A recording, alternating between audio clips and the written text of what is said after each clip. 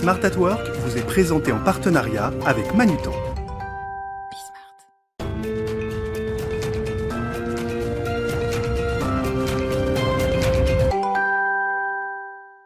Bonjour à tous, bienvenue dans Smart at Work, votre rendez-vous mensuel autour du concept du bien travailler. Alors ce mois-ci, je vous propose un focus autour de la culture du feedback. Alors évidemment, on en a tous entendu parler, mais qu'est-ce que le feedback véritablement? Comment est-ce qu'on peut le mettre en place quand on est dans une entreprise et qu'on manage un certain nombre de personnes? Et puis surtout, comment éviter que ça dégénère en conflit et que ça devienne au contraire un véritable outil managérial au service de la performance? On en parle tout de suite avec mes invités dans Smart at Work.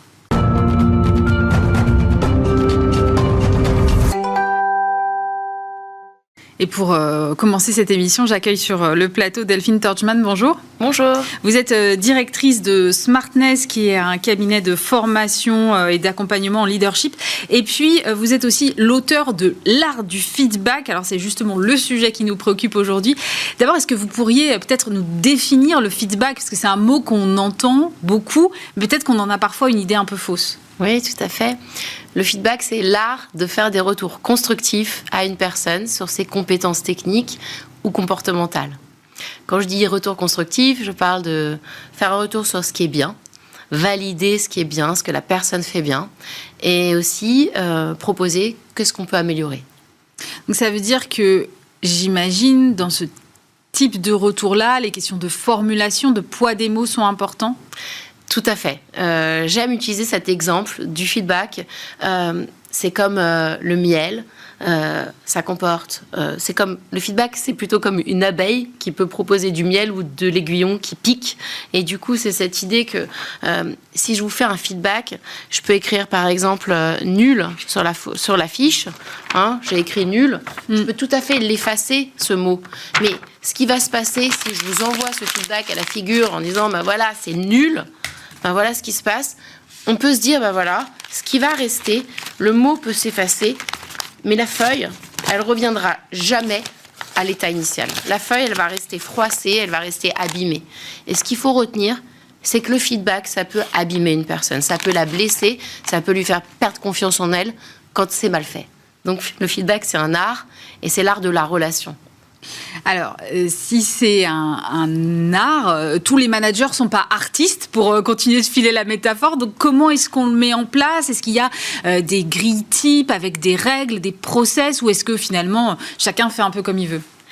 Il y a des méthodes qui fonctionnent. Déjà, c'est retenir que pour faire des feedbacks constructifs, il faut déjà faire 5 points d'amélioration, 5 types de reconnaissance, 5 feedbacks positifs pour 1 point d'amélioration. Donc c'est ça là, à retenir. 5 feedbacks positifs, on voit ce qui va bien et on fait 1 point d'amélioration. Pas l'inverse. Et souvent, c'est l'inverse. On dit toujours ce qui ne va pas et éventuellement, quand ça va bien, on ne dit rien. Mais alors, si j'ai un collaborateur à qui doit améliorer 1 point, il faut que je lui trouve donc 5 compétences ou 5 qualités que je lui reconnais avant de faire cette critique. Mais comment est-ce qu'on s'assure que cette critique-là ne soit pas noyée dans tout le côté positif et que finalement elle passe un peu à la trappe et que j'ai finalement un vrai levier d'action sur cette amélioration? C'est très intéressant de voir que c'est une économie dans la relation. On parle d'économie parce que c'est pas fait d'un coup. Si j'ai quelque chose de négatif à vous dire, je vais pas vous dire 5 compliments et ensuite une chose négative. C'est tout au long de la relation. Si je vous vois tous les jours, je vais plutôt avoir tendance à vous dire ce que j'apprécie chez vous, ce que vous faites bien. Et quand je vais avoir quelque chose de négatif, c'est jamais négatif puisque c'est constructif, je vais vous le dire de façon très simple, très factuelle et surtout très actionnable. Si je vous dis, j'ai besoin que vous me donniez les questions avant pour que je puisse mieux me préparer. Ça, c'est un retour, c'est pas négatif. Ça va juste améliorer notre relation. Mais est-ce que ce feedback peut être à double sens? Est-ce que le collaborateur peut lui aussi faire du feedback à son manager? Alors, on parle du reverse feedback. Ça, c'est le feedback où un collaborateur fait un feedback à son supérieur hiérarchique. C'est très à la mode dans les entreprises où on parle de culture de feedback, d'engagement, d'entreprises moins hiérarchiques, parce qu'on permet d'apprendre tous, et on est tous dans un principe d'égalité et d'amélioration continue. Mais si ce feedback est mal pris par le manager, il peut y avoir une sanction directe pour le collaborateur. On est déjà dans un équilibre de force qui est compliqué. Donc comment est-ce qu'on fait pour que ça ne dégénère pas en conflit et que finalement on s'assure que tout marche bien ? Alors, j'aime présenter les choses comme ça. On fait rarement de feedback en réalité à son manager parce qu'il faut qu'il y ait 3 critères absolument pour pouvoir faire un feedback à un supérieur hiérarchique. Le premier, c'est est-ce que cette personne, ce supérieur hiérarchique, fait lui-même des feedbacks ? Est-ce que c'est important pour lui de développer les équipes ? C'est quelque chose qu'il a l'habitude de faire ou est-ce qu'il s'en fiche complètement ? Donc, il faut qu'il soit ouvert au sujet. Le deuxième critère, c'est est-ce que lui-même se remet en question ? Quand il fait quelque chose, ça c'était vraiment bien avec nos clients, je pense qu'il faut qu'on soit plus persuasif la prochaine fois, moi ce que je vais mettre en place c'est ça. Est-ce qu'il est dans une démarche lui-même d'amélioration continue, ce supérieur ? Et la troisième chose, c'est est-ce qu'il vous demande votre avis ? Et s'il ne demande pas l'avis, on ne fait pas de feedback ? S'il n'est pas sensibilisé, s'il ne vous le donne pas, s'il ne se remet pas en question et qu'il ne vous demande rien, même si on vous dit que c'est une culture d'entreprise ouverte au feedback, n'allez pas le faire. On ne bouge pas. Juste un dernier mot sur la méthode. C'est quelque chose qu'on peut faire à l'oral ou il faut que ça passe par l'écrit ? Comment est-ce que ça fonctionne habituellement ? On dit toujours qu'un feedback, ça doit se faire à l'oral. Alors, parce que c'est une interaction, c'est une relation. J'ai envie de savoir, quand je vais vous dire les choses, comment vous réagissez. Si vous êtes blessé, si vous êtes d'accord, si vous n'êtes pas d'accord, c'est un échange. Donc, ça doit se faire à l'oral. Par contre, on peut appuyer le feedback et l'échange à l'oral par un point par écrit. Donc, suite à ce qu'on s'est dit, je te rappelle que tu dois revoir ce point d'ici telle date. Est-ce que tu es bien OK ? Ça peut être aussi des mots d'encouragement par écrit. Ça fait toujours plaisir de laisser une trace positive. Merci beaucoup Delphine Torgman. On va poursuivre cette discussion dans un instant avec nos 2 prochains invités.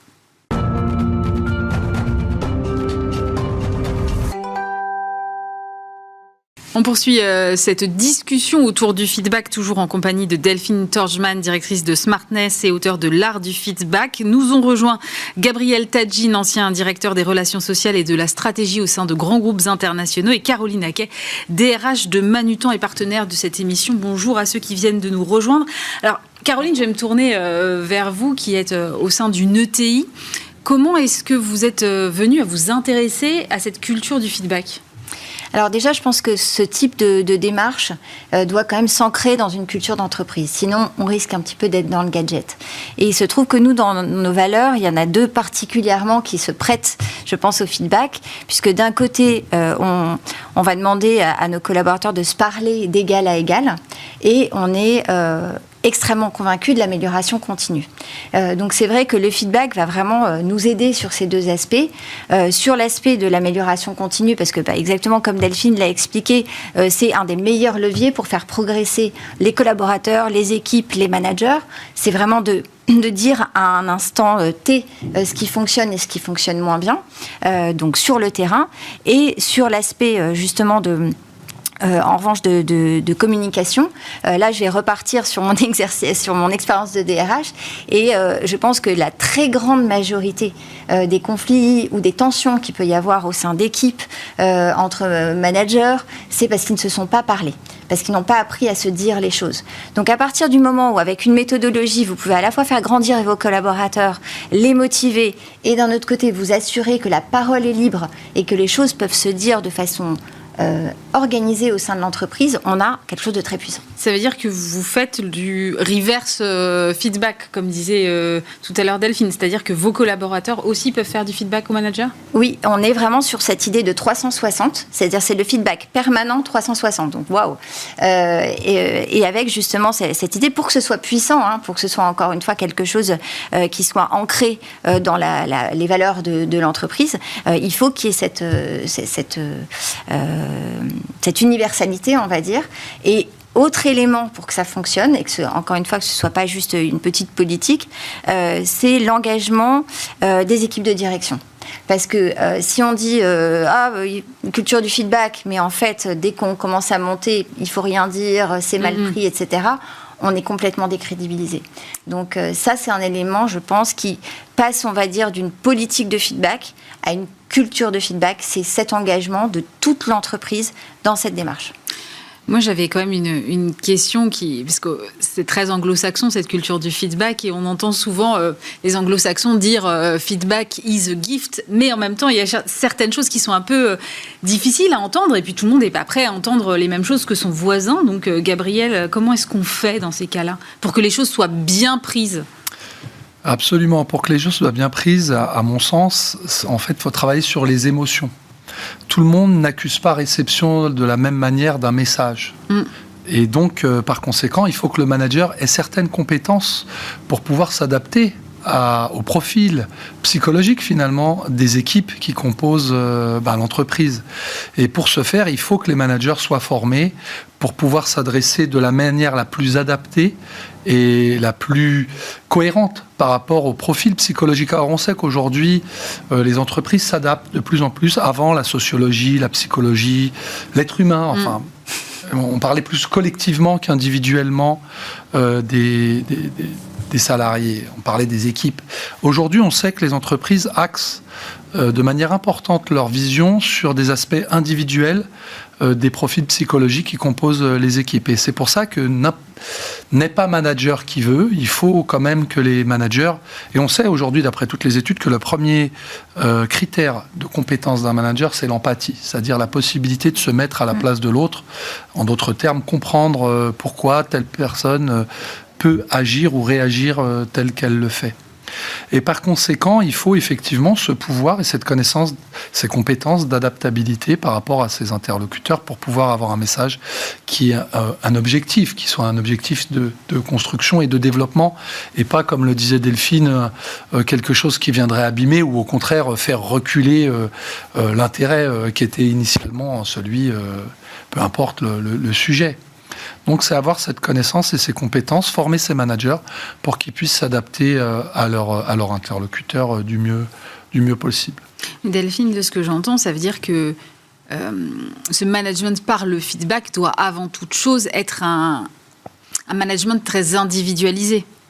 Oui, très juste. Et ce qui est intéressant par rapport à ce que vous dites, Gabriel, c'est qu'on veut avoir de l'empathie pour les personnes, mais parfois, ce qu'il faut voir, c'est que les personnes peuvent nous manipuler.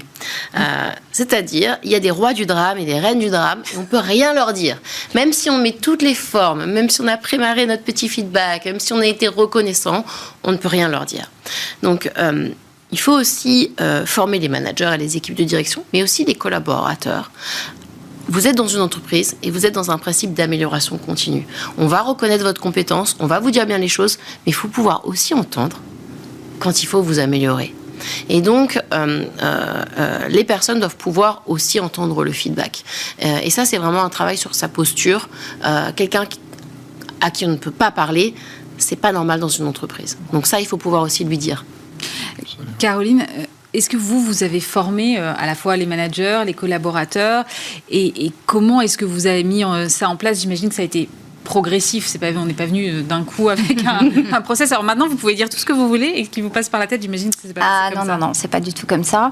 Et c'est vrai que je rebondis sur ce que dit Delphine, c'est vraiment très très important, en effet, de pas que focuser sur les managers, parce que c'est toute l'entreprise qui doit être prête à cette démarche. Sinon, on est sur quelque chose qui est déséquilibré. Donc concrètement, on a lancé ce programme en 2020, donc qui s'appelait Feedback is a Gift. Et j'ai visé juste. Et avec bien sûr une formation extrêmement construite, donc à destination des managers, des collaborateurs, avec aussi un outil, avec un peu, en mettant des choses un peu ludiques aussi. Enfin voilà, parce qu'il faut rendre la chose simple, pas en faire quelque chose de trop sophistiqué. Donc c'était un petit jeu de loi où on avançait et on voyait si on était prêt pour le feedback, avec la question est-ce que j'aime recevoir du feedback, est-ce que j'aime en donner, où j'en suis par rapport à ce sujet, parce qu'il faut quand même un peu s'interroger. C'est pas neutre en termes d'émotion, loin de là. Et après, le cadrer, justement avec des petites méthodologies simples, quand il faut le dire, le bon moment, être précis, être court, pour qu'on soit vraiment dans ce que c'est-à-dire de l'amélioration continue, de façon récurrente. Et il y a plusieurs intérêts quand on est manager d'adopter cette posture. Déjà parce que ça rend les relations souvent plus plus simple, puisque les choses sont dites, donc on évite les trucs moisis, les hommes placards sous le tapis, tout ça. Et aussi, on n'a pas cette espèce de rendez-vous annuel où on doit tout sortir. Au moment de l'entretien d'évaluation, c'est ça? Exactement. Alors, il y a 6 mois, tu te souviens? Ben non, je me souviens pas. Ça n'a aucun sens. Donc, comme ça permet d'être vraiment dans cet accompagnement et de garder après, par exemple, un entretien de développement un peu plus statutaire, on va parler de l'avenir, etc. Donc, je trouve que c'est très puissant. Mais c'est vrai que le manager aujourd'hui, et c'est ce qui fait à la fois la richesse et la complexité de l'exercice, doit travailler en one-to-one, en individuel avec chaque membre de son équipe et doit travailler sur son équipe. Donc, il a ce double impératif qui est intéressant, mais un peu challengeant. Ouais. C'est-à-dire qu'effectivement, vous avez tout à fait raison, c'est que la forme du feedback compte autant au moins que le fond. Vous avez des gens qui n'aiment pas être, entre guillemets, pris à partie parce ça peut être perçu comme ça publiquement. Donc, utiliser des feedbacks plutôt individuels en fonction justement des profils de la personne, ou bien collectif ou collectif. Ensuite, en tous les cas, la forme, le timing, c'est pas avoir des délais trop longs entre des événements produits et un retour sur expérience avec un décalage où finalement la personne a carrément oublié. Donc, la forme a aussi une importance fondamentale dans ce type d'exercice. Mais que fait le manager quand, bien qu'il ait bien préparé son feedback, fait ses 5 points positifs en amont, choisi ce qu'il pense être le bon moment, mais que le collaborateur réagit en face, soit avec de la colère, soit une tristesse incommensurable et se met à pleurer? Comment est-ce qu'on... Le manager n'est pas non plus infaillible, il ne sait pas non plus nécessairement dans quel état d'esprit le collaborateur se trouve ce jour-là, à ce moment-là. Donc comment est-ce qu'on gère ça, Gabriel? Absolument. Il y a des situations complexes où votre interlocuteur peut avoir une réaction disproportionnée par rapport à un retour sur expérience. À mon sens, il n'y a pas de recette magique, mais il faut accueillir les émotions de votre interlocuteur et les laisser s'exprimer, et ensuite essayer de trouver des points de convergence pour pouvoir faire parler votre interlocuteur qui, si ça se trouve, fera état de plein d'autres choses, et c'est souvent le cas, qui dépasse largement le cadre du simple sujet qui aura été traité à l'instant où on en aura parlé. Donc c'est accueillir finalement l'émotion débordante de votre collègue, et ensuite pouvoir en parler en toute quiétude, essayer d'apaiser. Ce que j'entends, c'est que ça donne un peu au manager une place un peu de psy quand même, Delphine. Est-ce que chaque manager est en capacité, même avec la bonne formation, de se comporter de la façon qui vient d'être décrite? Il y a une phrase qui est intéressante, c'est de se dire « je suis responsable de ce que je dis », pas de ce que la personne interprète. Et du coup, en tant que manager, je vais faire ma part, mais si la personne a une réaction débordante, je vais être responsable de l'art de l'oration, donc d'avoir de l'empathie, parce que c'est une qualité essentielle chez le manager. Mais un conseil que je peux donner dans ces moments-là, c'est de se dire que on ne gagne pas aux échecs en un coup. Et parfois, on veut, en une discussion, résoudre tous les problèmes. Ce qui est intéressant quand il y a un débordement émotionnel, c'est d'accueillir avec l'empathie et de remettre la discussion dans un second temps. Mais si on a une colère débordante en face, on peut avoir du mal en tant que manager à être empathique. Vous voyez, c'est l'empathie avec la tristesse, ok, avec la colère, on est peut-être un peu plus limité, non? La colère, c'est une sensation d'impuissance face à une situation. Donc il y a parfois des sentiments d'injustice dans les entreprises, et il faut pouvoir les entendre. Après, il y a un temps pour entendre et il y a un temps pour résoudre les solutions, être orienté sur les solutions. Il ne faut pas mélanger les deux temps. C'est bien de faire un peu d'espace entre les deux.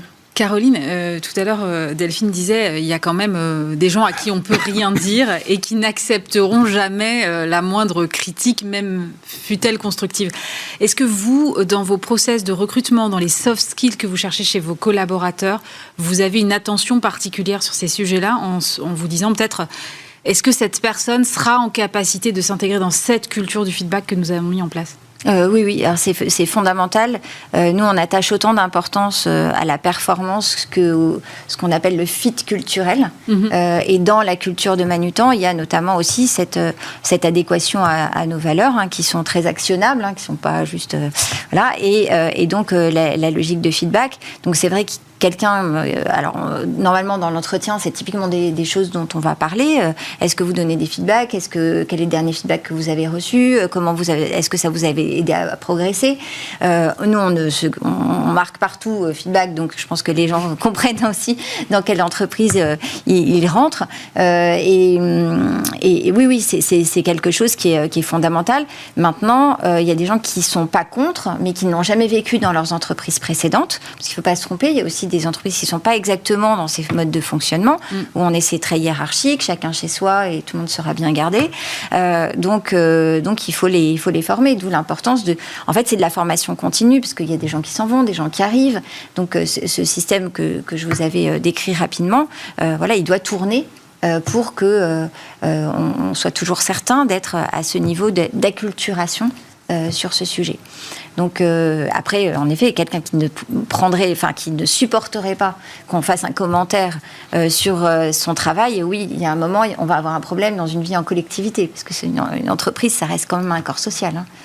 Gabriel, qu'est-ce que ça change en matière de perception des managers et en matière de relations dans les équipes ? Je dirais que le manager en particulier, on décrit souvent les relations sociales entre les syndicats et la direction générale. La réalité, c'est que le premier niveau de relation sociale, c'est le manager. Pourquoi ? Parce qu'en fait, c'est la personne avec laquelle on travaille quotidiennement. Donc la relation qui doit être la plus positive possible, constructive, c'est celle avec les personnes qu'on voit régulièrement dans le cadre de son activité. On voit rarement le PDG ou la direction générale, on voit son manager direct. Donc il est quand même important et fondamental de donner au manager la possibilité d'abord de se sentir bien lui-même.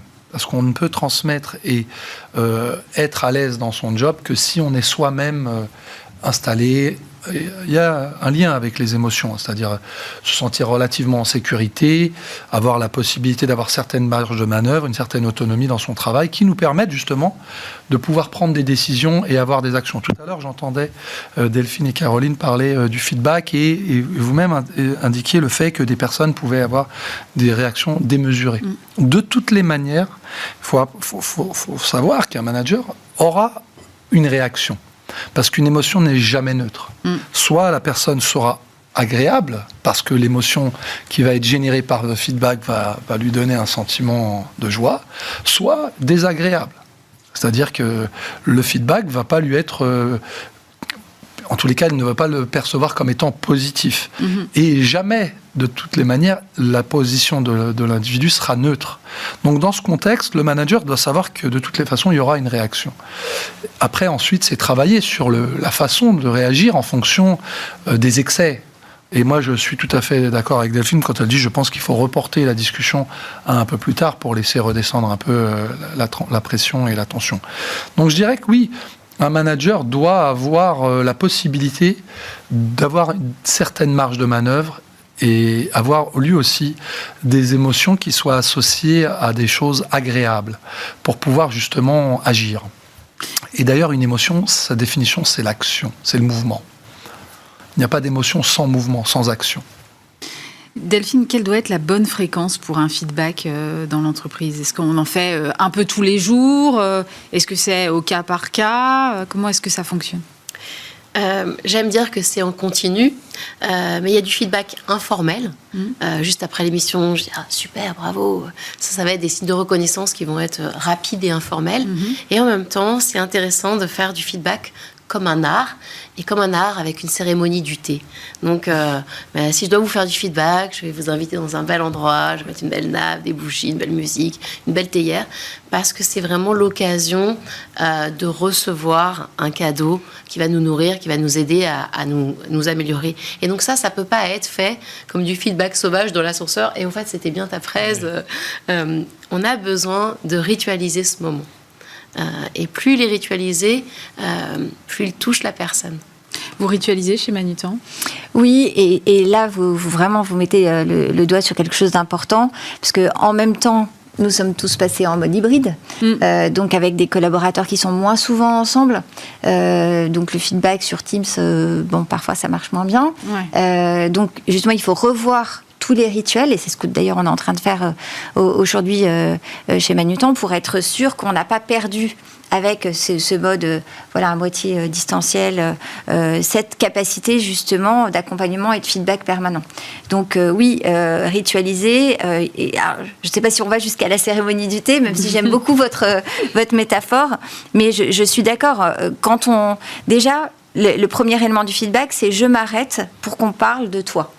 Donc, énorme sentiment de reconnaissance. C'est parce que j'arrête tout mon travail, tout ce que je suis en train de faire, pour passer un temps qualitatif sur parler de toi, de comment ça s'est passé, de qu'est-ce qu'on aurait pu faire différemment, comment tu l'as vécu. Donc, forcément, oui, il faut se dire, c'est pas 10 minutes, quoi. Il faut avoir un temps qualitatif. Et notamment, nous, on est en train de mettre dans nos rituels que les feedbacks se font forcément en présentiel.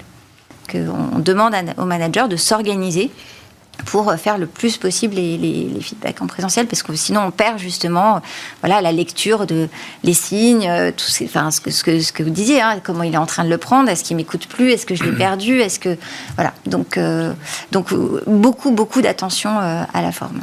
Vous disiez tout à l'heure, vous avez répété plusieurs fois le mot puissant, vous avez dit c'est un levier puissant. Est-ce que vous avez mesuré des effets sur l'engagement de vos collaborateurs, leur motivation aussi ? En fait, c'est toujours un peu compliqué parce que l'engagement, c'est quand même le résultante de beaucoup de choses.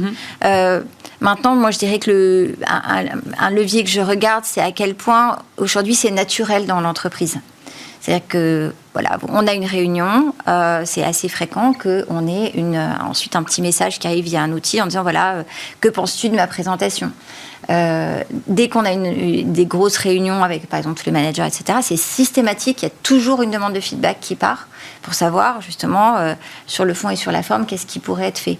On a ritualisé donc, ce qu'on appelle les check-in, qui sont justement ces moments qui doivent être fréquents dans l'année pour avoir ces échanges. Donc, c'est là où on voit que ça fait maintenant partie de notre culture, c'est qu'il faut... on la vit. On vit ça de façon assez naturelle. Merci beaucoup, Caroline Akka. Je rappelle que vous êtes DRH de Manutan, Delphine Torgman, directrice de Smartness et auteure de l'art du feedback, et Gabriel Tadjine, ancien directeur des relations sociales et de la stratégie au sein de grands groupes internationaux. On se retrouve bien sûr le mois prochain pour un nouveau numéro de Smart at Work sur Bismart. Smart at Work vous a été présenté en partenariat avec Manutan.